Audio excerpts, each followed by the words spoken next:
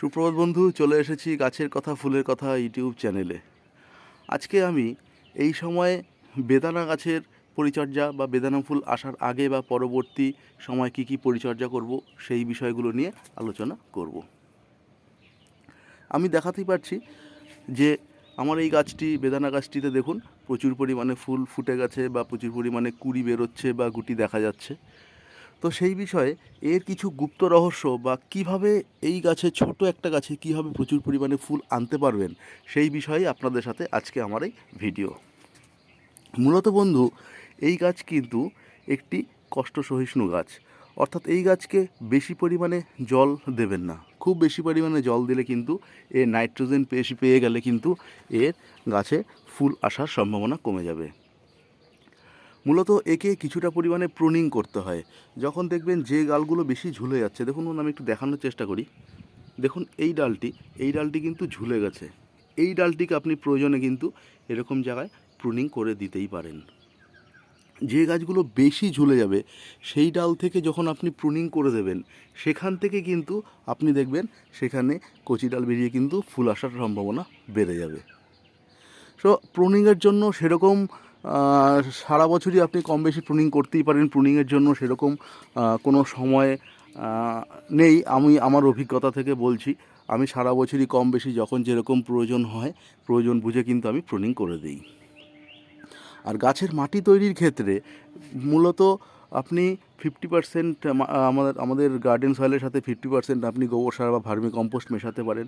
তার সাথে কিছু পরিমাণে বোন ডাস্ট, কিছুটা পরিমাণে নিমখোল, এটা মিশিয়ে দিতে পারেন।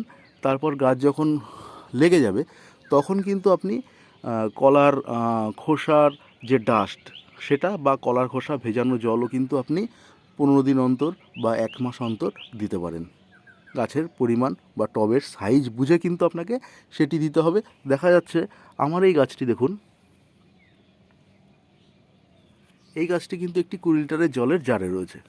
তো এখানে আমি 1 মাস অন্তর অন্তর হাফ চামচ করে কলার খোসা আর ডাস্ট দেই, অথবা 15 দিন অন্তর আমি 1 কাপ করে কলার খোসা ভেজানো জল দিই। আর দেবেন আপনি 1 মাস অন্তর খাবারের জায়গায় আপনি দিতে পারেন বোন ডাস্ট। কিছু বোন ডাস্ট দিলে আপনার সেখানে ফসফরাসের ঘাটতি মিটবে, আর পটাশের ঘাটতি মিটবে আপনার কলার খোসায়।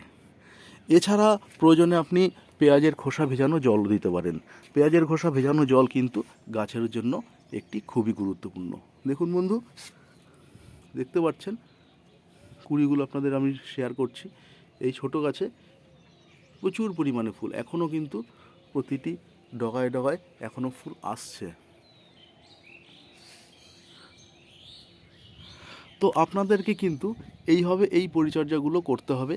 কিছুর আপনারা যখন ফুল আসছে, গুটি বেরোবে সেই সময় বা সারা বছরও করতে পারেন, কোনো অসুবিধে নেই। কারণ এই গাছটি এমনই গাছ, এই গাছটি সারা বছরই কম বেশি ফল ফুল দেয়।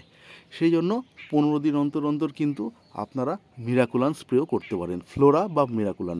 আমি মিরাকুলান স্প্রে কথা কেন বলি, কারণ মিরাকুলানের সামান্য বেশি পরিমাণ যদি হয়ে যায় তাহলে কিন্তু কোনো অসুবিধা হয় না। মূলত 1 লিটারে 1 ml করে আপনারা দিয়ে মিরাকুলান স্প্রে করবেন, তাহলে কিন্তু আপনারাও প্রচুর পরিমাণে রেজাল্ট পাবেন।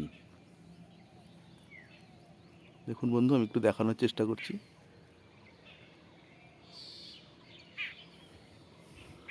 আর মূলত এই গ্রীষ্মকালে যখন এই সকাল 9টার দিকে যদি গাছটিকে ভালো করে স্নান করিয়ে দিতে পারেন এবং সন্ধ্যের সময় যদি গাছকে ভালো করে স্নান করিয়ে দিতে পারেন, তাহলে কিন্তু এই গাছে ফুল ফল আসার সম্ভাবনাও বেড়ে যায়। অর্থাৎ এই ওয়াটার থেরাপি কিন্তু এই গাছে প্রচুর পরিমাণে সাহায্য করে, আমি আমার অভিজ্ঞতায় দেখেছি। আর পোকামাকড়ের বলতে আমি সামান্য পরিমাণে নিম তেল ব্যবহার করি। নিম তেল স্প্রে করলেও কিন্তু আপনি এই গাছকে পোকামাকড়ের হাত থেকে রক্ষা করতে পারবেন। এই ছিল মূলত আজকে আমার এই ভিডিও। আশা করি আপনারাও এই পদ্ধতিতে এই গাছকে চাষ করলে আপনারাও কিন্তু এই গাছ থেকে প্রচুর পরিমাণে ফল পাবেন।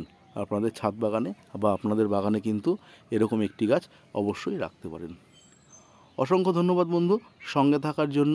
যদি আমার সেই সামান্য টিপস আপনাদের কাজে লাগে তাহলে আশা করি পরবর্তীতেও আপনারা আমার এই ভিডিওর সঙ্গে থাকবেন। যাদের পক্ষে এখনও সাবস্ক্রাইব করা হয়ে ওঠেনি আমার এই চ্যানেলটিকে প্লিজ সাবস্ক্রাইব করে দেবেন, লাইক কমেন্ট করে জানাবেন। হ্যাঁ, সাবস্ক্রাইব করার সময় বেল বাটনটি অল করতে ভুলবেন না, তাহলে পরবর্তী নোটিফিকেশনগুলো কিন্তু আপনারা অতি সহজেই পেয়ে যাবেন। ভালো থাকবেন বন্ধু, সঙ্গে থাকার জন্য অসংখ্য ধন্যবাদ, শুভকামনা নিরন্তর।